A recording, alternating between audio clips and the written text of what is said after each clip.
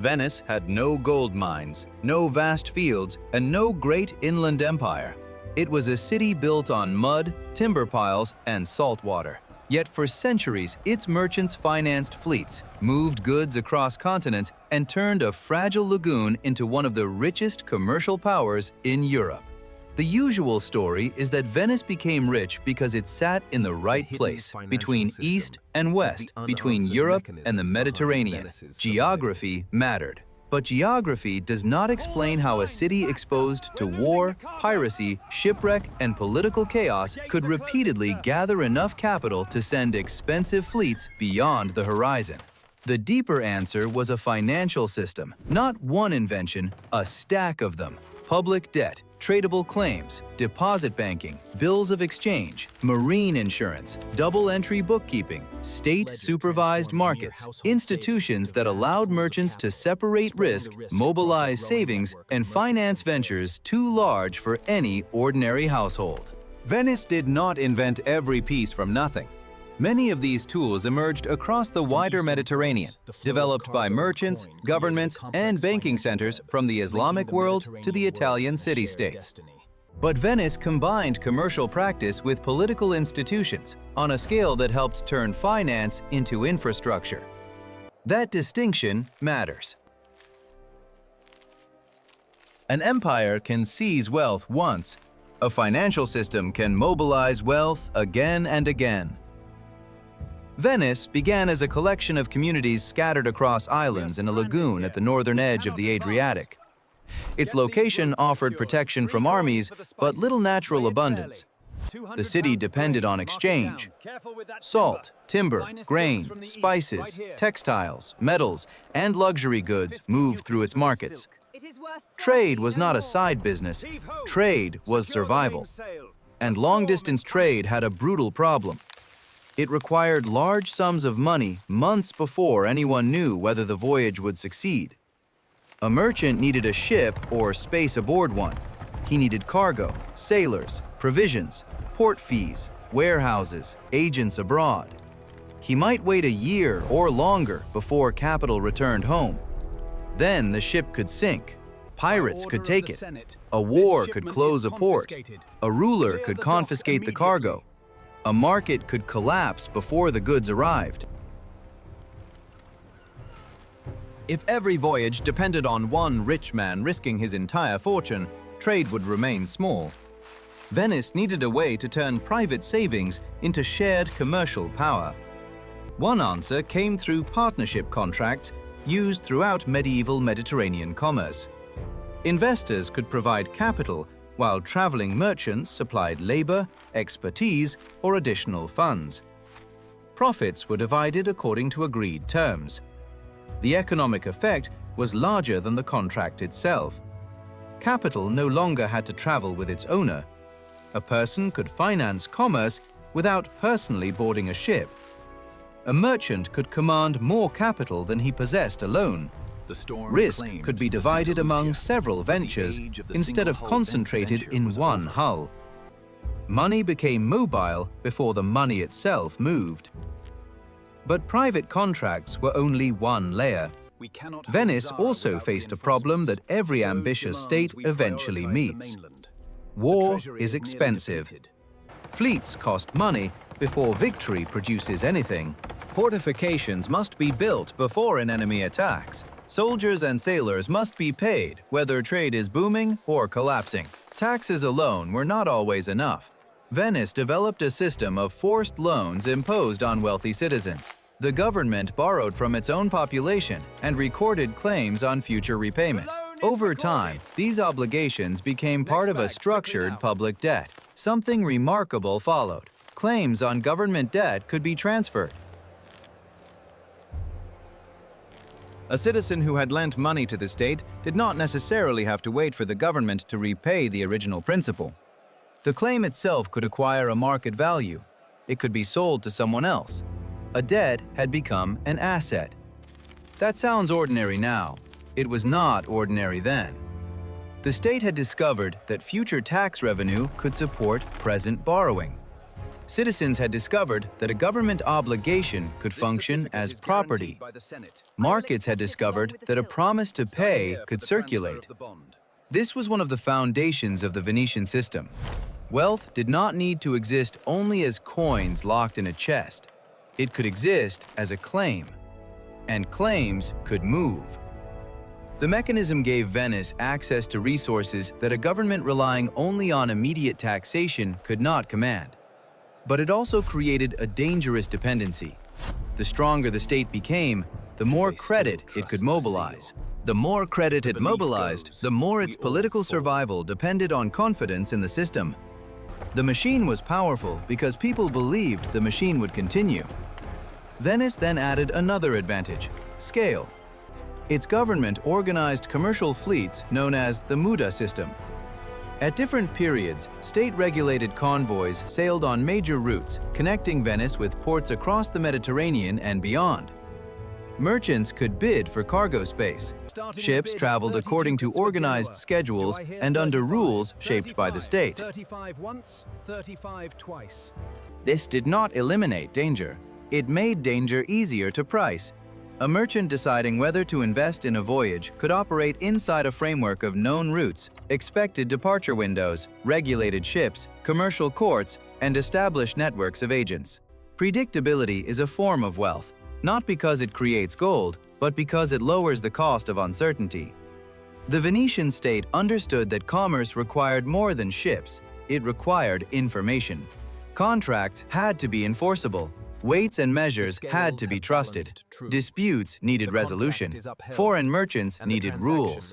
The quality of coinage mattered. So did the credibility of public institutions. Every layer reduced one kind of friction, and each reduction allowed more capital to move. Consider what happened to a merchant's problem. He no longer needed to own the entire ship.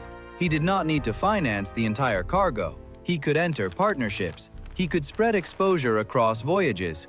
He could use written obligations instead of moving metal for every transaction. He could operate through agents. He could insure maritime risks as insurance markets developed across the Italian commercial world. He could record complex obligations with increasingly sophisticated bookkeeping. The voyage was still dangerous. The financial system made the danger divisible. That may be Venice's most important economic achievement. It learned to separate a large risk into smaller claims. Once that happens, projects that are impossible for individuals become possible for networks. A fleet can be financed. A war can be financed. A cargo can be financed. Even the state itself can be financed.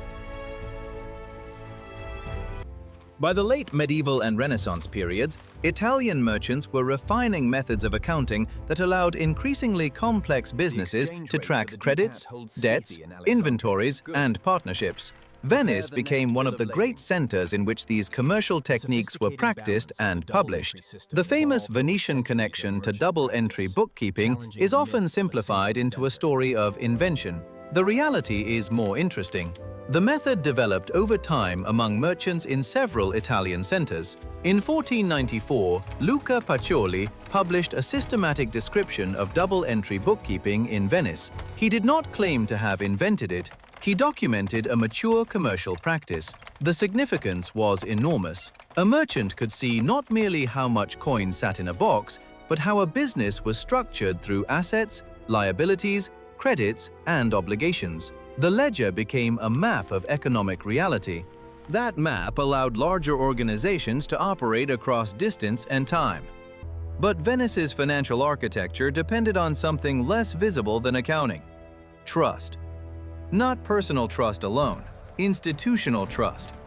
A merchant did not need to love the government. An investor did not need to know every sailor. A creditor did not need to personally supervise every debtor. The system worked when participants believed contracts would be recognized, claims could be transferred, records would be respected, and the state would remain capable of enforcing the commercial order. This is where the story of Venetian finance becomes the story of Venetian power. The Republic's wealth financed naval strength. Naval strength protected trade routes. Protected trade expanded commerce. Commerce generated taxable wealth and private capital. That capital could then support more trade and more state borrowing. A loop had formed. Finance funded power. Power protected trade. Trade strengthened finance. For centuries, the loop helped Venice punch far above what its geography should have allowed. But every successful financial system contains a hidden vulnerability. It becomes optimized for the world that made it successful. Venice's institutions were built around a particular geography of trade.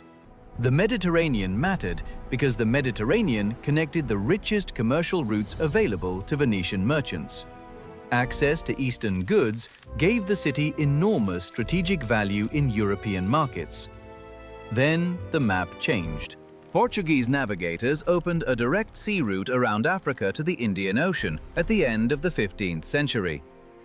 Atlantic powers expanded. New oceanic networks grew in importance. The center of European commercial gravity began shifting westward. Venice did not suddenly collapse. That is the myth. The Republic remained wealthy, culturally powerful, and commercially active for centuries. Its decline was relative, uneven, and slow. But the financial system that had multiplied Venice's advantages could not fully erase a change in geography. This is the limit of financial innovation. Finance can mobilize resources. It can divide risk. It can transform promises into tradable assets. It can connect savers with states, merchants with voyages, and future income with present ambition. But it cannot guarantee that the world around the system will remain the same. Venice had built one of history's most sophisticated commercial machines around access, trust, and controlled networks. When global trade routes expanded beyond the Mediterranean, the machine still worked. The world it was designed to dominate had become smaller. And there was another constraint. Venetian political and commercial power was concentrated within a tightly controlled Republican elite. That structure could create continuity and discipline. It could also protect established interests. Systems built by insiders often become exceptionally good at preserving the arrangements that made those insiders powerful. That is useful during stability. It is dangerous during transition. The lesson is not that Venice failed because it invented finance. The opposite. Finance allowed Venice to become something geography alone could never have produced. The lesson is that financial systems are force multipliers. They magnify the strengths of the society beneath them. They can also magnify dependence on the assumptions built into them.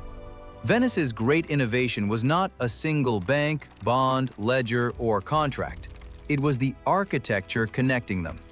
Private capital could fund trade. Trade could fund the state. State power could protect commerce. Public debt could turn future revenue into present resources. Transferable claims could give investors liquidity. Accounting could make complex obligations visible. Institutions could make strangers willing to transact. Each piece reinforced the others. That is what made the system difficult to copy. And that is why the story still matters. Modern economies run on instruments far more complex than anything a Venetian merchant would recognize, but the underlying logic remains familiar.